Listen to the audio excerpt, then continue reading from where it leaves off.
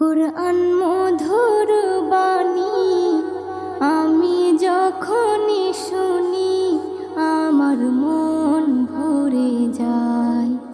কুরআন মধুর বাণী আমি যখনই শুনি আমার মন ভরে যায়।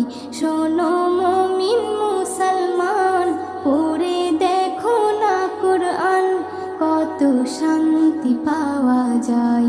কুরআন